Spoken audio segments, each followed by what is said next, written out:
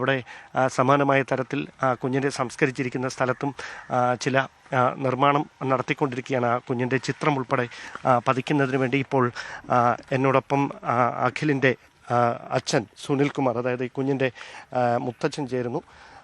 വലിയ വേദനയ്ക്ക് നടുവിലാണ് കഴിഞ്ഞ 10 വർഷത്തിനിടയിൽ ഈ കുടുംബം കടന്നുപോയിക്കൊണ്ടിരിക്കുന്നത്. ഈ അവസ്ഥയിൽ എങ്ങനെ ഇത്തരം കാര്യങ്ങൾ വിശദീകരിച്ച് ചോദിക്കുമെന്ന് അറിയില്ല. പക്ഷേ കേരളത്തിൻ്റെ മനസാക്ഷി ഞെട്ടിച്ചു കഴിഞ്ഞ ഒരു കാര്യമാണ്. ഈ കുഞ്ഞിനെ അച്ഛൻ എന്നാണ് അവസാനമായിട്ട് കണ്ടത്?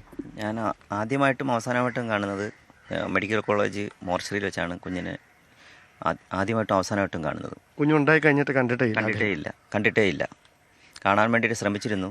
അന്ന് അവരാരും സമ്മതിച്ചില്ല. വേറൊന്നുമല്ല, നമ്മൾ വിചാരിച്ചു ഇവള്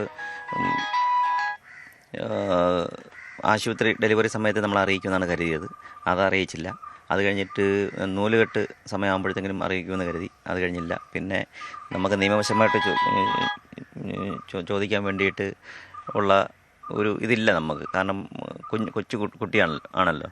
അതുകൊണ്ടാണ് നമുക്ക് നിയമവശം തേടാൻ പോകാത്തത്. അതിനുശേഷം ഇതിനിടയ്ക്ക് ഈ അസ്കർ എന്ന ആൾ ഇതിനിടയ്ക്ക് വന്നത് നമുക്ക് നിയമസാധ്യത ഉണ്ട് എന്നുള്ളൊരു ഇതുകൊണ്ട് ചോദിക്കാൻ തുടങ്ങുമ്പോഴാണ് ഒരു 3 മാസം മുമ്പ് കുഞ്ഞിനെ നമ്മളെ ഏൽപ്പിക്കാം എന്ന് ഒരു തേർഡ് പാർട്ടി ഇതിനകത്ത് കടന്നു വരുന്നത്.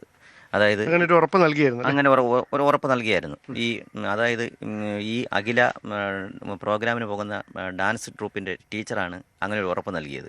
അത് കഴിഞ്ഞിട്ട് ഡാൻസ് ട്രൂപ്പ് ടീച്ചറിനെ ഞാൻ വിളിക്കുമ്പോഴത്തേക്ക് അവർ ഫോൺ എടുക്കുകയോ എന്നെ ഈ നിമിഷം വരെയും ഇതേവരെയും അവർ ഈ കുഞ്ഞിൻ്റെ കാര്യം ഇത്രയും മനസാക്ഷി ഞെട്ടിക്കുന്ന ഒരു സംഭവം ഉണ്ടായിട്ടും അവർ ഇതുവരെ ഈ കുഞ്ഞിനെ ഒന്ന് കാണാൻ വരികയോ ഇതിൻ്റെ കാര്യങ്ങൾക്ക് പങ്കെടുക്കുകയോ എന്നെ ഒന്ന് ഫോൺ കോൾ പോലും ചെയ്ത് ചോദിക്കാനുള്ള മനസ്സ് ടീച്ചർ ഇതുവരെ കാണിച്ചിട്ടില്ല. അല്ല, ഇതിൽ ഈ കുഞ്ഞിന് ഇങ്ങനെ ക്രൂരമായി മർദ്ദനം ഏൽക്കുന്നുണ്ട് എന്ന കാര്യം നേരത്തെ നിങ്ങൾ അറിഞ്ഞില്ല. കൃത്യമായിട്ട് ഞാൻ ഓടി എത്തുമായിരുന്നു. എൻ്റെ കുഞ്ഞിനെ ഞാൻ രക്ഷിച്ചെടുക്കുമായിരുന്നു. അങ്ങനെ ഒരു സൂചന എനിക്ക് ചെറു സൂചന പോലും കിട്ടിയില്ലായിരുന്നു. എനിക്ക് ഈ 29-ാം തീയതി നിങ്ങൾ എന്താണ് അറിഞ്ഞത്? എന്നെ 29-ാം തീയതി അറിയിച്ചെന്ന് പറഞ്ഞാൽ 29-ാം തീയതി ഈ 3 മാസങ്ങൾക്ക് മുമ്പ് ഞാൻ തുടങ്ങിയതാണല്ലോ ഈ കുഞ്ഞിനെ വീണ്ടെടുക്കാൻ വേണ്ടിയിട്ട്. അവസാനമായി പറഞ്ഞത് ഞാൻ ഈ കുഞ്ഞ് മരിക്കുന്നതിന് ഒരു 5 ദിവസം മുമ്പ് വിളിച്ചപ്പോഴത്തേക്കും ഈ അഖില പറയുന്നത് ഞാൻ തമിഴ്നാട്ടിൽ നിൽക്കുകയാണ്, വന്നിട്ട് ഉടനെ കുഞ്ഞിനെ നിങ്ങളുടെ കയ്യിൽ ഏൽപ്പിക്കാനുള്ള സംവിധാനം ചെയ്യാം എന്ന് പറഞ്ഞു. എന്നാണത് പറഞ്ഞത്? ഒരു ഈ